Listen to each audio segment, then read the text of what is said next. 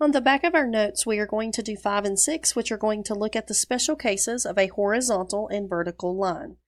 So for number 5, we are going to do y is greater than or equal to 5. Now, again, we can still follow the steps that we were doing previously. Step 1 would be graph the line y equals 5. Step 2 would be figure out if it's solid or dotted. We are dealing with greater than or equal to, so it is solid. And step 3 again would be test a point. So if I graph the line, I'm going to graph a horizontal line through 5 that is solid. I'm going to test a point, 0, 0. So 0 greater than or equal to 5 because I only have a y to substitute into. Well, 0 is not greater than or equal to 5, so that is false. Therefore, I do not shade on the false side, I shade on the other side, so the true side would be everything above. Again, you can do the shortcut of just looking at the slope-intercept form of that line, of that line by just looking at this symbol right here. So let's use that method to do question 6. It is x is less than 2. So this is going to be a vertical line through 2, and it's going to be dashed. So I'm going to take a line and I'm going to dash it through 2. And since it's a vertical line, I'm going to look at this. This is less than 2. So where are all the values less than 2? It is everything on this side. So that is all you have to do for vertical and horizontal lines. Now, the last thing we're actually going to look at in this video is we're only going to do question 7. And this is when we have graphs of linear inequalities in context. So question 7 states, you need to bring food and water for a hiking trip. The sum of the weight x in pounds of the food and the weight y in pounds of the water cannot exceed 20 pounds.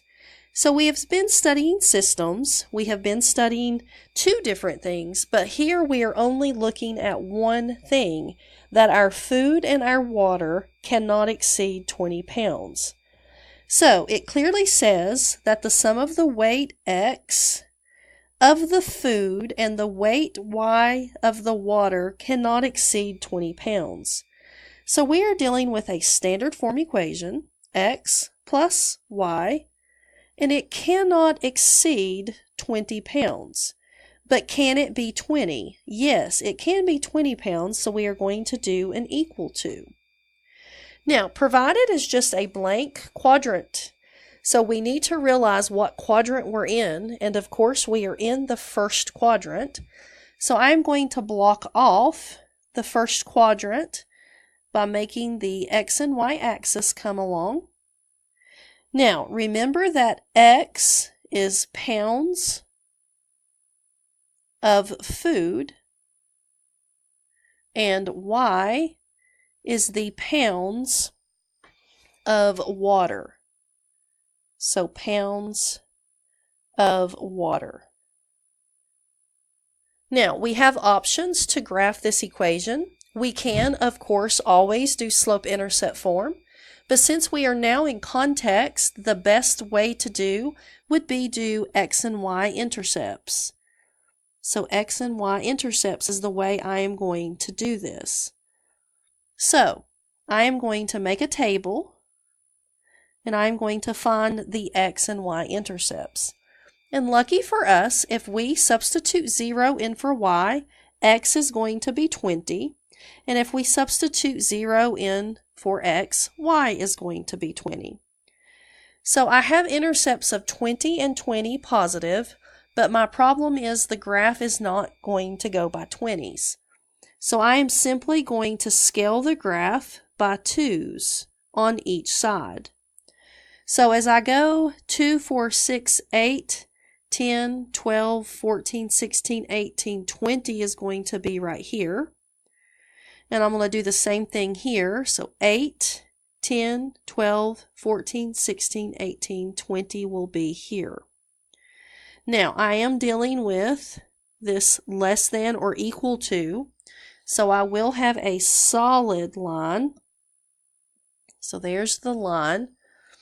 So I have graphed the equation, but I have not graphed the inequality. Remember, the inequality forces you to shade. So here I am going to test the point, and yes, I can still test 0, 0. 0 plus 0 is less than or equal to 20. 0 is less than or equal to 20. So that is true. So this is true. Now I'm restricted within this first quadrant. So when I color, I am going to stay below this line, but I am not going to just color randomly now. I want to make this perfect little area. I do not want to extend past the X and Y axis because I can't have negative food or negative water.